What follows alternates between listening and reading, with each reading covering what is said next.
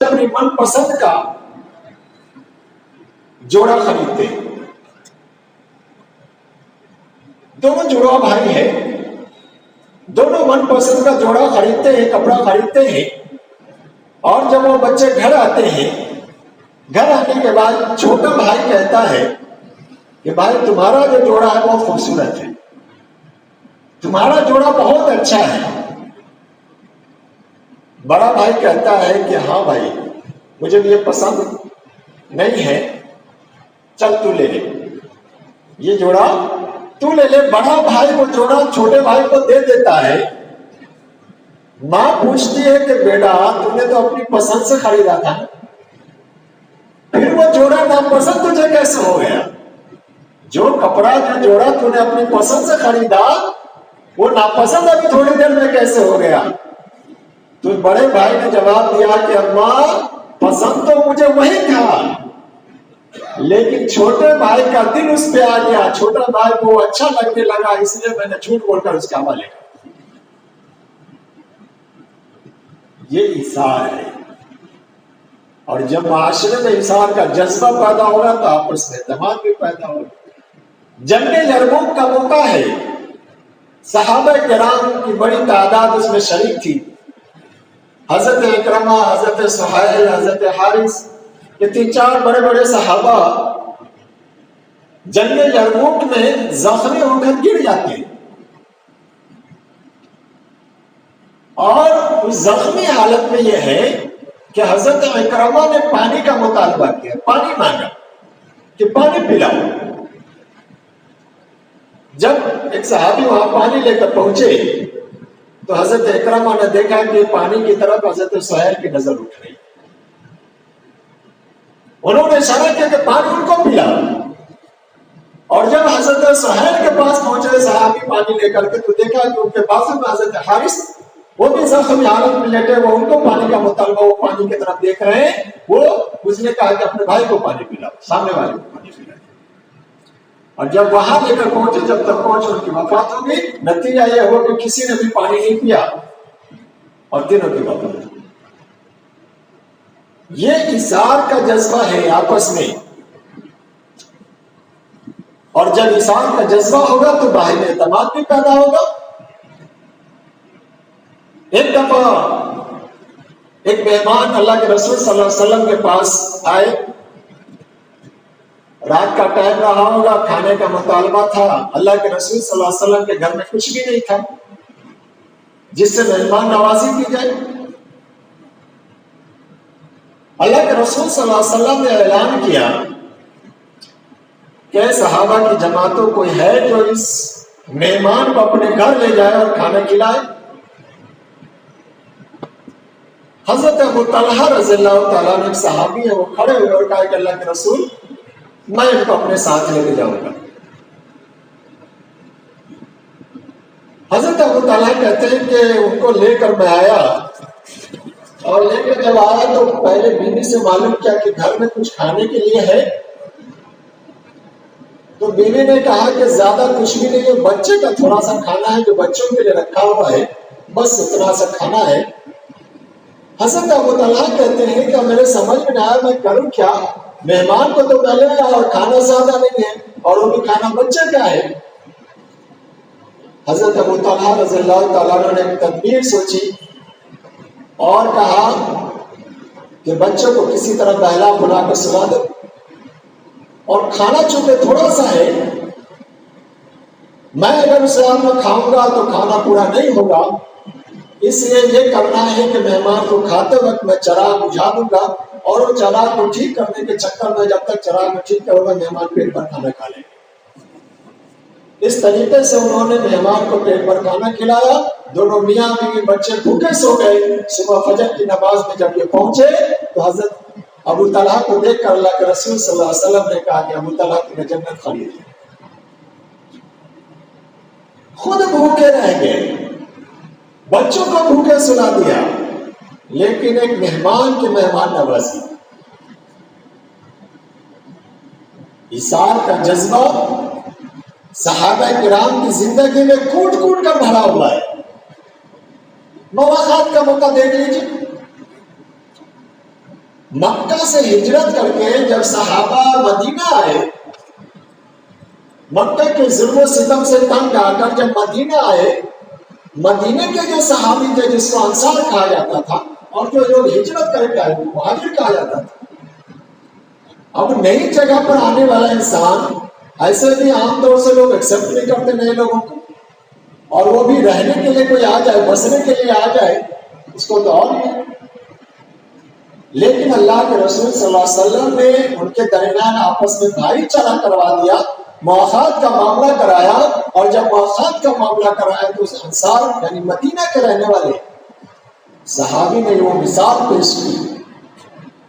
کہتے ہیں کہ سارے لوگوں نے کہا کہ بھائی میری زمین ہے، میں زمین آدھی تقسیم کر کے تم کو دے دیتا ہوں، میرا یہ گھر ہے، یہ تم گھر لے لو، اور یہاں تک کہ کچھ صحابہ نے کہا کہ میرے پاس 3 بیویاں ہیں یا 2 بیویاں ہیں، میں اس میں سے طلاق دے دیتا ہوں، تم ان سے شادی کرو۔ گھر کو دینے کے لیے تیار ہو گئے، جائیداد دینے کے لیے تیار ہو گئے، یہاں تک کہ بیویوں کو طلاق دینے سے نکاح کرانے کے لیے تیار ہو گئے۔ حضرت عبد الرحمن بن عوف رضی اللہ تعالیٰ عنہ کہتے ہیں کہ مجھے جب یہ میرے ساتھی بھائی نے پیشکش کی تو میں نے کہا کہ اللہ تعالیٰ تمہیں برکت دے، مجھے تو صرف یہاں کا بازار بتا دو، میں خرید و فروخت کر کے اپنی ساری ضرورت پوری کر لوں۔ وہی ہوا کہ عبد الرحمن بن عوف کاروبار کرتے کرتے کرتے اتنے بڑے مالدار صحابی، لیکن مدینے کے صحابہ نے، مدینے کے انصاری صحابہ نے جو مثالیں پیش کی ہے، جو اثار پیش کیا ہے، اور جب آپس میں اثار کا جذبہ ہمارے درمیان پیدا ہوگا، ایک کو دوسرے پر ترجیح دیں گے، ایک چیز کی ہمیں ضرورت ہے لیکن اپنے بھائی کو اس سے زیادہ ضرورت ہے، تو اس سے پھر آپس میں محبت پیدا ہوگی، آپس میں باہمی اعتماد جو ہے وہ پیدا ہوگی۔ تو پہلی چیز جو باہمی اعتماد کے لیے ضروری ہے وہ اثار و محبت، اور میں نے مثالوں کے ذریعے آپ کے سامنے اس کو واضح کیا۔ دوسری چیز آتی ہے ایک دوسرے کو کیئر کرنا، خیال رکھنا، ایک دوسرے کا خیال رکھنا، ایک دوسرے کے حالات سے واقف رکھنا، ایک دوسرے کے حالات کو معلوم کرتے رہنا، اس سے بھی آپس میں اعتماد پیدا ہوتا ہے۔ اللہ کے رسول صلی اللہ علیہ وسلم کا ایک مزاج تھا کہ جب بھی آپ کسی صحابہ کو 1-2 دن نہیں دیکھتے یا کسی نماز میں نہیں دیکھتے فوراً پوچھتے کہاں ہے، کیا حال ہے ان کا۔ اور حق تو یہ ہے کہ جس گوریا نے آپ کو ستایا، پریشان کیا، وہ بھی جب نظر نہیں آ رہی ہے تو اس کے بارے میں بھی آپ پوچھ رہے ہیں تو ہے کیا۔ اللہ کے رسول صلی اللہ علیہ وسلم ہمیشہ صحابہ کے بارے میں آپس میں ایک دوسرے کی خبر رکھتے تھے، کیا کرتے تھے ایک دوسرے کی، اور اگر کوئی بیمار پڑ جاتا تو اس کی عیادت کے لیے جاتے تھے۔ عیادت ایک بڑی چیز ہے۔ اللہ کے رسول صلی اللہ علیہ وسلم نے فرمایا کہ کسی بیمار کی خبر گیری کرنا، کسی بیمار کے حالات کو معلوم کرنا، اور اس کے لیے تسلی کے کلمات کہنا، ان کے گھر تک جانا، اگر گھر تک نہ جا سکے تو کم سے کم فون کر کے بھی حالات معلوم کر لیں، تو یہ عیادت ہے۔ اور اللہ کے رسول صلی اللہ علیہ وسلم نے فرمایا کہ جو شخص صبح میں عیادت کرتا ہے تو شام تک اس کے لیے 70,000 فرشتے دعا کرتے رہتے ہیں، اور اگر شام میں کسی بھائی کی عیادت کر رہا ہے تو صبح تک اس کے لیے 70,000 فرشتے دعا کرتے ہیں۔ معمولی کام ہے، خیریت معلوم کر لینا۔ ہمارا کوئی بھائی بیمار ہے، جا کے خیریت معلوم طبیعت پوچھ لینا، ان کو اگر کوئی چیز کی ضرورت ہے وہ بھی عیادت میں آتا ہے، تیمارداری میں آتا ہے۔ اور جب آپ کسی بیمار کے پاس جائیں گے، کسی کی عیادت کریں گے تو آپس میں جو اعتماد ہے وہ بھی پیدا ہوگا، آپس میں محبت پیدا ہوتی ہے اور اعتماد کی فضا قائم رہتی ہے۔ تو عیادت حضرت عمر رضی اللہ تعالیٰ عنہ کے بارے میں آتا ہے کہ ایک دن فجر کی نماز میں ایک صحابی ہے سلیمان بن ابی حشمہ، ان کو نہیں دیکھا، لیکن ہم لوگ نماز پڑھنے تو آتے ہیں، نماز پڑھے اپنے اپنے گھروں کو چلے جاتے، لیکن اللہ کے رسول کا، خلفائے راشدین کا جو معمول تھا، ہر ایک کی خبر گیری، ہر ایک کے بارے میں خیال حالات معلوم رکھنا۔ سلیمان ابن حشمہ نظر نہیں آئے، پوچھا لوگوں سے، نظر نہیں آئے نماز میں، ان کے گھر گئے، اس کی ماں سے پوچھا، ان کی ماں سے پوچھا کہ سلیمان کہاں ہے، نظر نہیں آیا۔ ان کی ماں نے کہا کہ رات میں تہجد میں پڑھ رہا تھا، تہجد میں جاگ رہا تھا، اس لیے اس کی ابھی آنکھ لگ گئی، وہ فجر میں سو گئے۔ تو حضرت عمر فاروق رضی اللہ تعالیٰ عنہ نے کہا کہ سلمان، فجر کی نماز جماعت سے پڑھنا یہ بہتر ہے کہ تم رات بھر نافل پڑھتے رہو یا تہجد پڑھتے رہو، فجر کی نماز کی الگ اہمیت ہے۔ لیکن یہاں یہ معلوم ہوتا ہے کہ ایک دوسرے کا کتنا خیال رکھتے تھے، حالات سے باخبر رہتے تھے، اور آج بھی جب ہم ایک دوسرے کے بارے میں حالات سے باخبر رہیں گے، یقین جانے آپس میں اتنی محبت ہوتی ہے، اپنے تو اپنے غیروں کو کوئی آپ دیکھ لیجیے، آپ ان کی خیریت معلوم کرتے رہیے، سلام کلام یا جو بھی ہے کرتے رہیے، تو آپس میں ایک دم باہمی اعتماد، اور آپ کے لیے کچھ کرنے کے لیے تیار ہو جاتا ہے، سب کچھ کرنے کے لیے تیار۔ حضرت عمر فاروق رضی اللہ تعالیٰ عنہ کے دماغ میں مطلب آیا، خیال آیا کہ کوئی کمزور، بے بس یا بے سہارا عورت ہو یا مرد ہو، اس کی خدمت کرنی چاہیے، اس کی خبرداری کرنی چاہیے۔ معلوم پڑا کہ مدینہ کے باہر ایک نابینا عورت ہے جس کے پاس کوئی نہیں ہے، کام کرنے والا کوئی نہیں ہے۔ حضرت عمر فاروق رضی اللہ تعالیٰ عنہ نے کہا ٹھیک ہے، میں اس کی خدمت کروں گا، اس کے جو بھی کام ہوں گے میں کروں گا۔ فجر کی نماز کے بعد ایک دن نکلے، جب اس بڑھیا کے گھر پہ پہنچے تو دیکھا کہ اس کے کپڑے دھلے ہوئے، جھاڑو لگا ہوا، پانی بھر کے سارا کام کر کے رکھا ہوا۔ حضرت عمر رضی اللہ تعالیٰ عنہ کے دماغ میں آیا کہ کون ہے جو مجھ سے پہلے آگے کر کے چلا گیا یہ چیز کو۔ پھر دوسرے دن حضرت عمر فاروق رضی اللہ تعالیٰ عنہ نکلے، پھر جا کے دیکھا تو وہ سارا کام جو ہے، پھر دوسرے دن بھی جھاڑو لگے، کپڑے دھلے، پانی بھرا ہوا، سارے کام کر کے تیار ہے۔ حضرت عمر رضی اللہ تعالیٰ عنہ نے تیسرے دن یہ دیکھا، کیا کیا کہ اذان کے وقت ہی نکل پڑے، فجر کی اذان ہوئی اور اسی وقت نکل پڑے۔ جب دیکھا تو دیکھا کہ آگے سے حضرت ابوبکر رضی اللہ تعالیٰ عنہ اس سے ابوریہ کے گھر سے سارے کام کاج اس کی خدمت کر کے واپس آئے۔ حضرت ابوبکر رضی اللہ تعالیٰ عنہ اس وقت خلیفہ وقت ہیں، لیکن حال یہ ہے کہ بڑھیا کے گھر پہ جا کے اس کا سارا کام کاج کر رہے ہیں، اس کی خبرداری کر رہے ہیں۔ جب دیکھا کہ حضرت ابوبکر رضی اللہ تعالیٰ عنہ آ رہے ہیں تو حضرت عمر رضی اللہ تعالیٰ عنہ سے چپٹ گئے اور کہا ہے ابوبکر، جب بھی ہم نے کسی نیکی کو تاکا، کسی نیکی کام میں آگے بڑھنا چاہا، اے ابوبکر ہم نے آپ کو ہمیشہ آگے پایا۔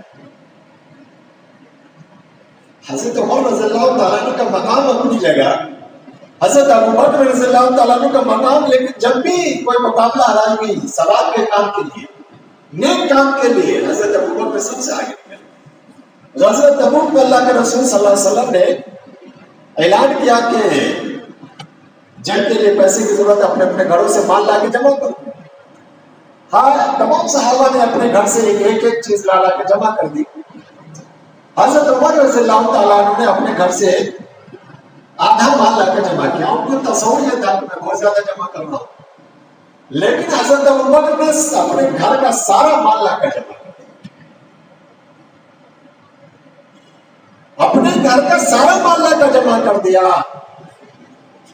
بعض روایتوں میں لکھا ہے کہ کپڑا جو تھا ان کے جسم پر اس کو بھی لا کے جمع کر دیا۔ جس کمبل پر اونٹنی کو چارہ کھلاتے تھے اس کمبل کو اپنے جسم پر پہن لیا اور بٹن کی جگہ پر کانٹے کو ٹاک لیا، ٹاکنے کے لیے کانٹے لگائے۔ اسی کو کسی نے لکھا کہ خودی کو کر بلند اتنا کہ ہر تقدیر سے پہلے خدا بندے سے خود پوچھے بتا تیری رضا کیا ہے۔ حضرت ابوبکر رضی اللہ تعالیٰ عنہ سے اللہ کے رسول کے ذریعے پوچھا جاتا ہے۔ ان واقعات میں بتانا مقصد یہ ہے کہ ایک دوسرے کا خیال کتنا تھا، ثواب کے لیے ہم لوگ کتنے بڑھتے ہیں، یا صحابہ کی زندگی کا اگر ہم مطالعہ کریں اس میں ہم دیکھتے ہیں۔ تو دوسری چیز جو ہے باہمی اعتماد کے لیے ایک دوسرے کے کیئر کرنا، خیال رکھنا، حالات سے واقف رہنا، یہ بھی باہمی اعتماد کے لیے بڑی اہم چیز ہے۔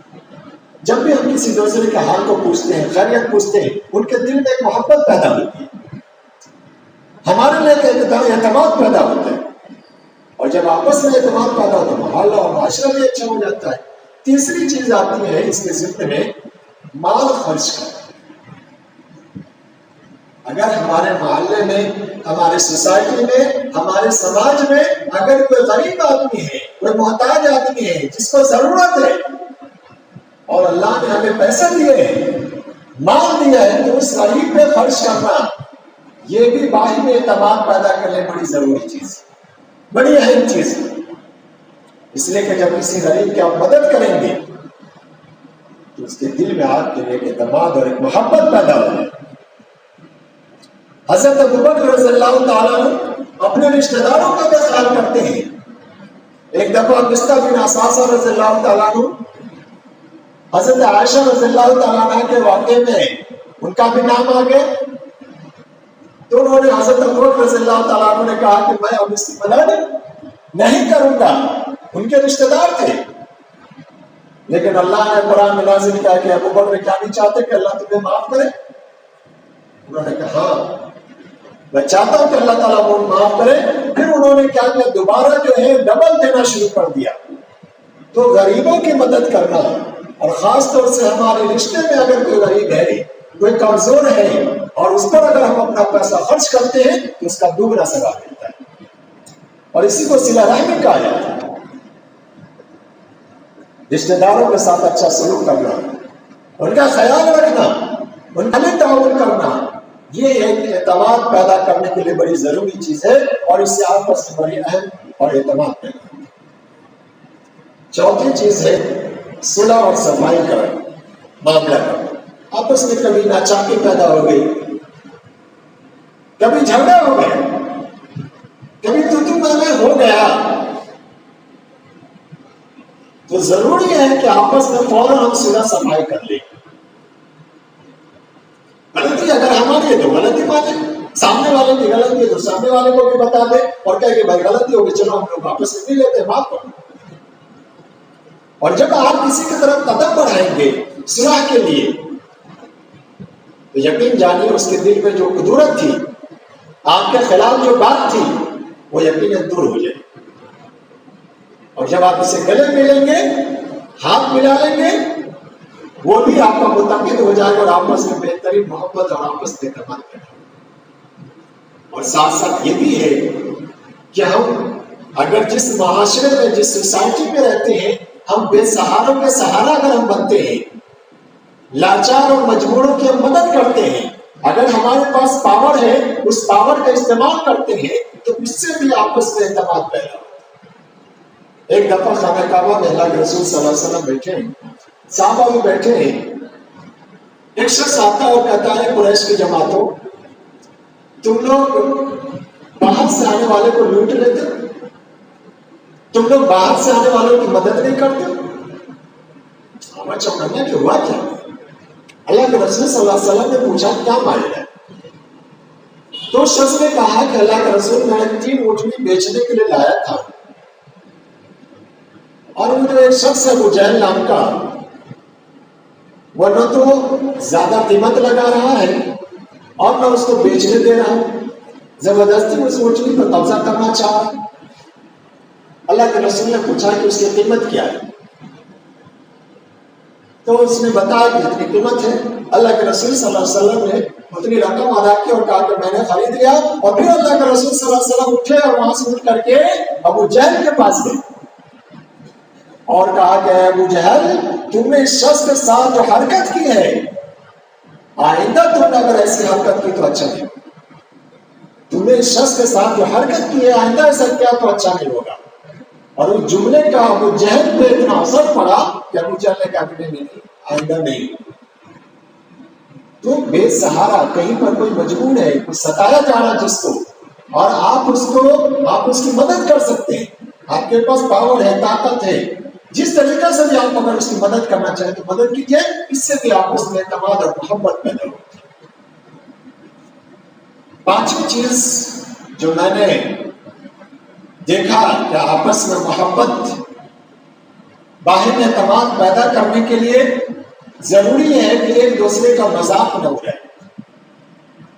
قرآن کریم میں اللہ تعالیٰ فرماتے وَلَا يَسْخَرْ قَوْمٌ مِّن قَوْمٍ عَسَىٰ أَن يَكُونُوا خَيْرًا مِّنْهُمْ وَلَا نِسَاءٌ مِّن نِّسَاءٍ عَسَىٰ أَن يَكُنَّ خَيْرًا مِّنْهُنَّ، کہ کوئی بھی مرد کسی مرد کا مذاق نہ اڑائے، ہو سکتا ہے کہ اللہ کے نزدیک اس کا مقام اسے بڑھے، اس سے بہتر، اور کوئی بھی عورت دوسری عورت کا مذاق نہ اڑائے، ہو سکتا ہے اللہ کے نزدیک اس کا کیا مقام ہے، کیا مرتبہ تم کو پتہ نہیں۔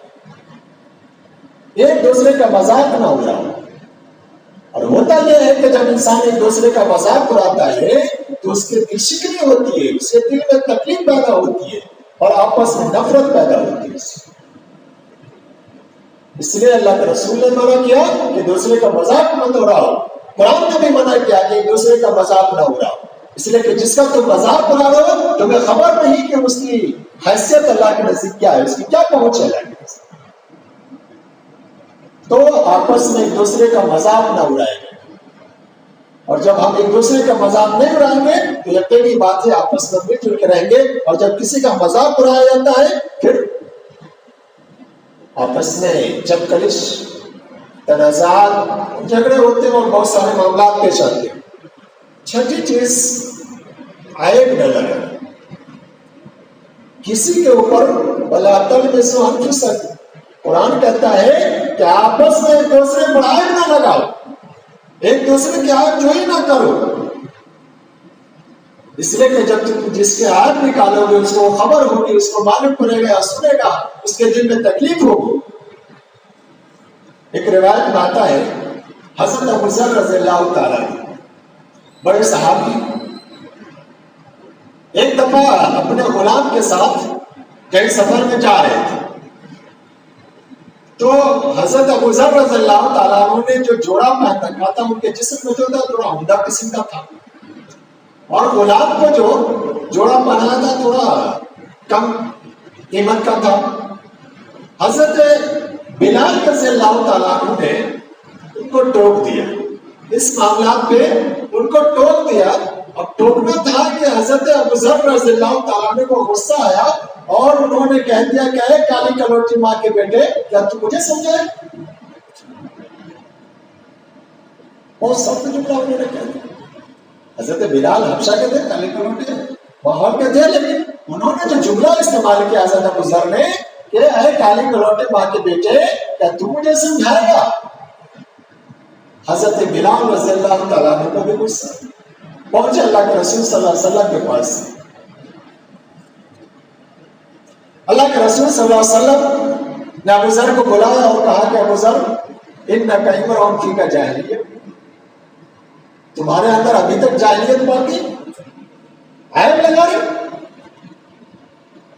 اتنا سننا تھا کہ حضرت ابو ذر رضی اللہ تعالیٰ عنہ کو اتنی شرمندگی ہوئی، اپنی غلطی کا احساس ہوا کہ وہاں سے نکلے اور باہر اپنے گال رخسار کو مٹی سے لگا لیا، الٹے لیٹ گئے اور حضرت بلال سے کہا کہ بلال جب تک تم میرے اوپر چڑھ کرو دو گے نہیں، جب تک میں یہاں سے اٹھوں گا نہیں، جب تک تم میری غلطی نہیں معاف کرو گے میں یہاں سے جاؤں گا نہیں۔ حضرت بلال رضی اللہ تعالیٰ عنہ بھی رونے لگے اور کہا کہ بھائی ہم دونوں کی غلطی اللہ معاف کرے، اور پھر وہاں سے وہ نکل گئے۔ تو یہ عیب جو اتنی خطرناک چیز ہے جس سے ہمارے معاشرے میں اور ماحول میں جو ہے آپس میں خدورت پیدا ہوتی ہے، اس لیے ضروری ہے کہ عیب سے بچیں۔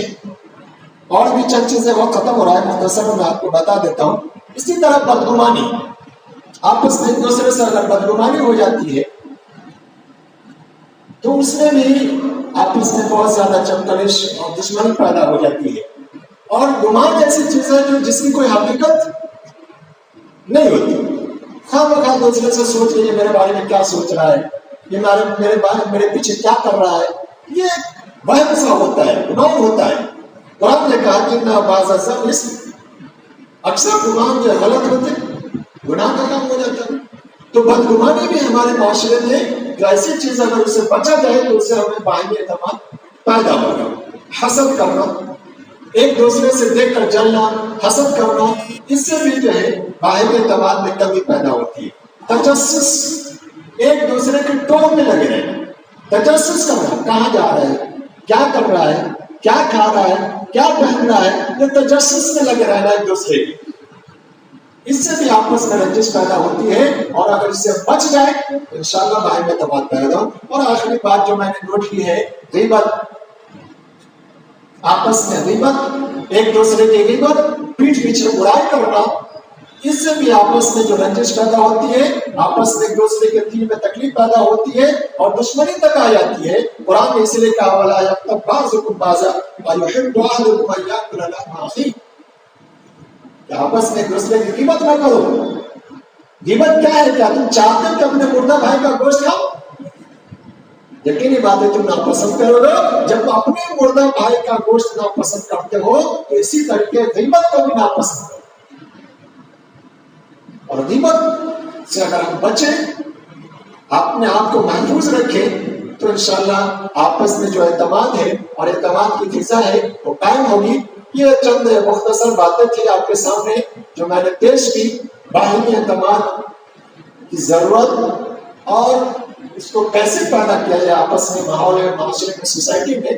میں امید کرتا ہوں کہ چند باتیں ذہن میں آئی ہوئی ہوں گی، اور میں دعا کرتا ہوں کہ اللہ تعالیٰ جتنی باتیں کہی گئی ہیں اس پہ ہمیں بھی عمل کرنے کی توفیق عطا فرمائے، اور سامنے والے سامعین کو بھی اس پر عمل کی توفیق عطا فرمائے، اور اس میں جو غلطیاں ہوں اس کو بھی اللہ تعالیٰ فرمائے۔ آمین۔